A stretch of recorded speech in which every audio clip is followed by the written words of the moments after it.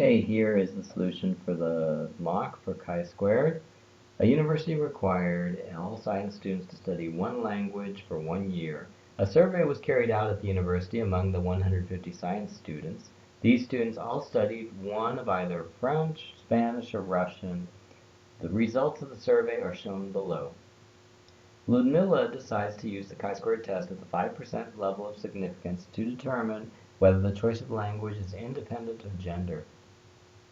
Okay, and then it says to state Ludmilla's null hypothesis. The key to stating the null hypothesis is category 1 and category 2 are independent. That's how you say it, okay? Category 1 in this case, you could say gender, for example. Category 2 in this case, you could say language studied. Okay? And that's it. If you were going to say the alternative hypothesis, you would say gender and language studied are not independent. Okay? But here they just asked for the null hypothesis, also known as H subscript 0. Okay? All right. Write down the number of degrees of freedom and show how it was calculated. If you look at this table, this is kind of different than some of the ones that were presented in the book, because remember in the book it always had subtotals, right? In addition to the regular number tables, we had like extra numbers here, which were the subtotals for each of the columns. Okay, and we don't have those. So in this case, what you're doing is you're looking at this table that's colored in green, and you're saying how many of these numbers are chosen and not calculated. And basically, you remember, you take 1 minus the number of rows, so the number of rows is 2, and the number of columns is 3, and you subtract 1 from both, and then you get 1 and 2, and then you multiply 1 times 2 together, and then that gives you 2. Okay? So basically, the number of degrees of freedom, to show how it's calculated, you could write, oh, the number of rows times the number of columns minus 1 equals 1 times 2, and it's equal to 2. Okay? Show how the expected frequency for the female studying in Spanish is calculated. Female studying Spanish. Okay. So the way you calculate the expected frequency for female studying Spanish would be you would add or you would use this number because we want female studying Spanish, and this number. But wait a second, Mr. Tsubaki, there are no numbers there. So sometimes on the test they're tricky. They don't give you the subtotals. You're actually going to have to calculate those. So let's do that here. We're going to sum up each of these columns. So like for example, the first column is 9 plus 31. We could use a calculator, or you could do that in your head. It's 40. Oops. 40. Okay. Next column is 29 plus 40. That's 69. And the last column is 12 plus 29. That is equal to 41. Okay. And then if you were to add all those subtotals together, which is 40 plus 69. Whoops. 40 plus 69 plus 41, you get 150, which is what they told you it was, right? They told you there's 150 people total. And then if we were going to add up the rows, we would do 9 plus 29 plus 12, we get 50. And then the second column, we have 31 plus 69 plus 41. Okay, and we get 31 plus 40 plus 29, and we get 100. Okay, so those are the subtotals, and the ones I colored in pink, forget that one, are the ones that we're going to use for the calculation for the expected number of female Spanish students. And it's not 29, because 29 is the observed frequency. It's not the expected frequency. What we expect it to be would be 50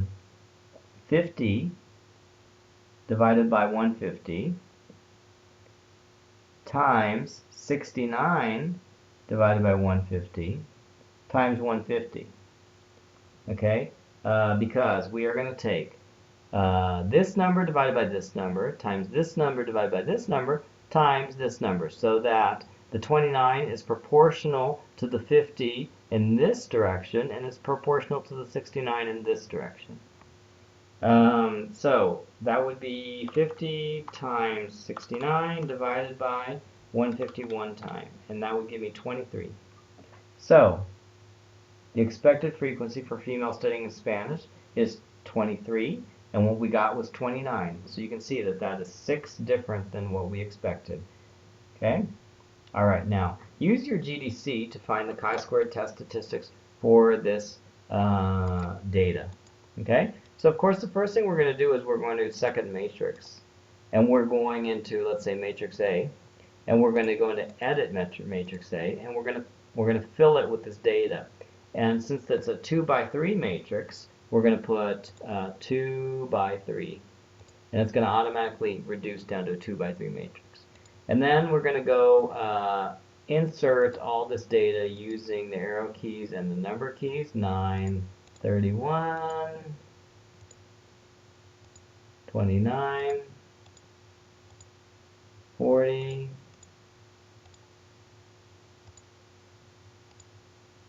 and then the last column is 12 and 29.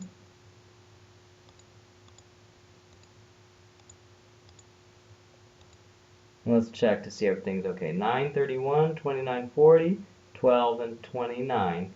And then we're going to do a stat test. Go up to the chi-squared test number. And we're going to put in matrix A. And then we're going to put in matrix B. Okay, so AB, and then we're going to calculate. And we get these values here. And so they had asked us to calculate the chi-squared values, the chi-squared statistic, and it's right here. It's 4.77. Okay, and then it says the critical value is 5.99. State whether Ludmilla accepts the null hypothesis. Give a reason for your answer. Well, remember, if chi-squared is greater than 5, then the critical value, then we reject, okay, the null hypothesis. Now in this case, the chi-squared statistic is actually less than 5.99, right? So we do not reject the null hypothesis, okay? Sometimes someone might say accept, but it's better to say do not reject, okay? It's less committal. So give a reason for your answer. Well, the reason for the answer is because the chi-squared statistic is less than 5.99. All right? Now, one more thing that the calculator does. Oh, you see it confirmed that the degrees of freedom was 2, although it doesn't show you how it calculates. The other thing I want to show you is how you look at the expected frequency matrix, which you do a second matrix, and then you go into edit, and then you go down to B, and then you can look at the numbers here: 13.3, 26.6, 23, 46, 13.6, 27.3. And so remember the one that we calculated? It was 23, right? That was in Spanish female position. There it is, 23. So we've confirmed that the calculator ended up with the same value we did. And of course it does the same type of calculation. Okay? So that's it for the mock exam for chi-square.